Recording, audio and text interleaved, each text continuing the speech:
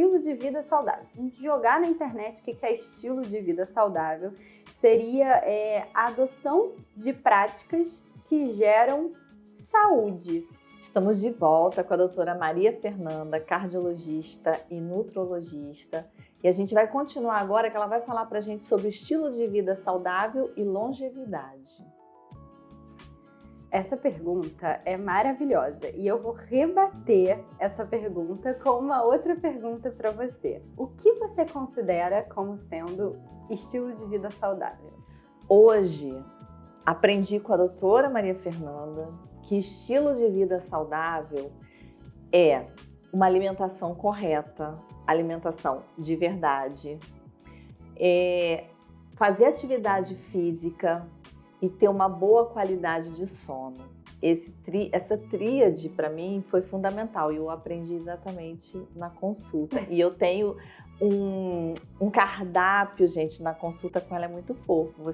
Ele fica me avisando a hora que eu tenho que tomar água, qual a minha alimentação. É muito, muito importante. Vocês não fazem ideia de como essa reeducação alimentar e esse projeto todo que ela me ensinou de qualidade de vida, de atividade física, tem sido fundamental. Eu vejo o resultado, não só na questão estética, né, que, claro, é importante, mas na minha atividade diária de fotografar, baixar, levantar, me movimentar, minha mobilidade aumentou, assim, e a disposição também, né?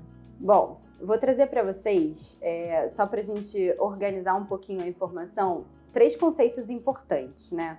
Quando a gente fala do estilo de vida saudável e menopausa, primeiro vamos só lembrar o que é a menopausa, né? Que a Patrícia sempre traz isso aqui, mas em termos de definição técnica pra gente, ele é um diagnóstico que é um diagnóstico retroativo, né? A mulher precisa ficar 1 ano sem menstruar pra gente configurar que de fato ela está na menopausa. E aí, ok. Definimos a menopausa. Aí vamos para a segunda definição, estilo de vida saudável. Se a gente jogar na internet o que é estilo de vida saudável, seria a adoção de práticas que geram saúde. E aí eu trago para vocês a definição da OMS, que eu acho uma definição muito legal, sobre saúde, que seria um bem-estar físico, emocional e social e não necessariamente a ausência de doença. Eu gosto muito dessa definição porque quando a gente coloca isso que é não necessariamente a ausência de doença, mas o equilíbrio entre os outros pilares, isso mostra pra gente a importância da gente trabalhar com esse conceito de prevenção. E aí entra o tripé, né, que é o que você falou, que é exatamente a atividade física, a alimentação e a saúde mental, que a gente não pode deixar de lado. É fundamental. E dentro da atividade física, uma das coisas que acaba sendo um despertar da mulher, né? A mulher, quando ela chega pra gente na fase de menopausa, ela sempre começa com as queixas, né, que advém dessa alteração hormonal, mas sempre junto tem aquela ideia de tô ganhando peso, não consigo emagrecer, e agora o que eu faço? E eu costumo dizer que é um despertar interessante, né? Porque esse tripé, ele deveria acompanhar a gente ao longo de toda a nossa vida, mas eventualmente a gente acaba sendo engolida, né, pelos anos, por todas as nossas atividades, que a mulher ela só vai despertar para isso quando realmente as coisas começam a fugir um pouquinho do controle. E aí eu trabalho muito com as pacientes sobre a importância da atividade física e da atividade física de força, que é exatamente, claro, a gente sempre prioriza a musculação, mas eu costumo falar que a atividade física você tem que encontrar a sua paixão. Então, seria alguma atividade que trabalhasse força muscular. Pode ser a musculação, pode ser o pilates, pode ser algum funcional, mas a ideia é a gente conseguir aumentar a proporção de massa muscular. E por quê, né? Qual é a importância que todo mundo fala desse negócio de ter músculo, músculo, músculo? O músculo não é só pela questão de estética. Não é só ter uma barriga tanquinho, um corpo sarado para você exibir. mas o músculo, ele metabolicamente, ele funciona modificando a sua forma de utilização da energia. E automaticamente, ao aumentar a sua proporção de massa muscular, você reduz a sua proporção de gordura. E, como a gente havia falado anteriormente, a gordura, ela é o quê? Inflamatória. Então, é essa atenção que a gente tem que ter. Tanto que a mulher na menopausa, ela costuma... A queixa, né, principal é exatamente de que a gordura começa a acumular na barriga. E o que acontece, né? Por que isso acontece? Essa alteração hormonal, né, advinda da redução, né, do estrogênio, principalmente, mas do estrogênio e da progesterona, faz com que a mulher ela passe a ter um acúmulo de gordura bem semelhante ao homem. Quando a gente pensa na mulher, normalmente o que acontece? A gente acumula mais em culote, bunda, coxa. E na menopausa acontece o quê? Ela se assemelha ao homem, que é o acúmulo aqui androide, né? A nível de gordura abdominal. E aí, associando esse aumento da gordura abdominal, que normalmente está associado com o acúmulo, né, da gordura lá entre os órgãos, que é a gordura visceral, que é um ponto de atenção na nossa avaliação, isso tudo está associado com o quê? Aumento do risco cardiovascular. Então, vocês podem ver que tudo é conectado, né? Tudo é linkado ali. E dentro desse conceito, é claro que a atividade física, ela nunca pode estar desvinculada da alimentação. A alimentação e a atividade física, elas andam ali grudadinhas, porque às vezes, muitas vezes, os pacientes chegam para mim, mas eu faço atividade física e eu não tenho resultado.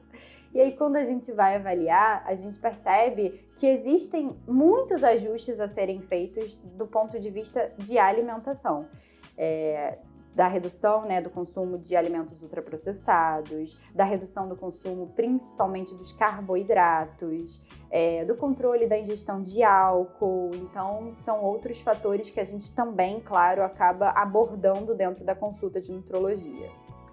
E algo que também me acometeu e acomete várias mulheres também na menopausa, porque eu tinha uma doença prévia, né, que é a questão do intestino preso também. E aí, o porquê dessa piora também na menopausa, né, dessa questão intestinal? Maravilha. Essa também acho que está entre as top 3 queixas das mulheres na menopausa, né? As modificações do hábito intestinal. E aí, quando a gente vai fazer, né, toda a anamnese focada para o intestino, a gente pergunta desde a frequência, ao formato, a consistência, o que mudou, quando mudou. E parece até engraçado, né, a gente ficar focando tanto nisso, mas cada vez mais a gente tem estudado a importância do intestino na saúde global. Então, hoje tem se falado muito sobre a conexão cérebro-intestino. Então, quando a gente pega a mulher na menopausa, né, a gente tem 2 fatores envolvidos. De novo, a redução dos hormônios sexuais, né, que realmente acabam trazendo todo esse desconforto para vocês. Você acaba predispondo a essa mulher a desenvolver a disbiose. Quando a gente fala de disbiose, a gente fala do desequilíbrio entre as bactérias que colonizam o nosso intestino. Então, você tem supercrescimento de bactérias que são mais inflamatórias, que geram distensão abdominal, né? Que te dão mais gases, desconforto na barriga. E isso associado à redução da motilidade, principalmente do intestino grosso, por conta, de novo, da redução do nosso querido estrogênio. Então é isso. E ela pede um exame, que eu esqueci o nome do exame, que foi fundamental para você poder fazer aquele suplemento para cuidar. Hoje em dia, né, a gente tem um arsenal aí, tanto a nível de exames, tanto a nível de laboratório, para a gente poder individualizar o tratamento de cada paciente. Na verdade, eu acho que essa palavra ela é uma palavra muito importante, né? A individualidade. Por quê? Cada pessoa é única e cada pessoa responde ao tratamento de uma forma única.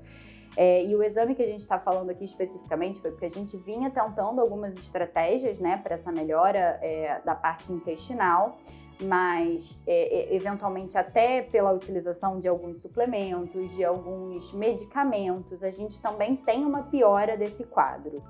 E a gente fez a solicitação de um exame, que é um exame de microbiota, né? Onde eu consigo mapear exatamente quais são as bactérias que tem no intestino dela, qual é o grau de disbiose dela. E aí é claro que realmente é individual, né? A gente até fala que existe uma certa interferência entre a microbiota dos indivíduos que vivem na mesma casa, mas se a gente for comparar pessoas diferentes, elas vão ter bactérias diferentes no intestino. E sim, as bactérias são importantes. O ideal é que a gente tenha as bactérias do bem, né? Para a gente conseguir que haja uma superprodução dessas bactérias e um equilíbrio com as bactérias que são mais patogênicas, que acabam sendo mais inflamatórias. Enfim, chegamos ao final do nosso bate-papo e de tanta informação que eu digo que é poder com a doutora Maria Fernanda. A gente agradece o seu tempo, a sua disponibilidade. E fica a dica, ela agora está atendendo também em Ipanema, gente. É Largo do Machado, Ipanema. Beijo. Obrigada. Gente, foi um prazer. Eu espero ter esclarecido para vocês aí algumas informações. E é isso, informação realmente é poder e a gente tem que trazer cada vez mais esse conceito de entender e de prevenir muito mais do que tratar.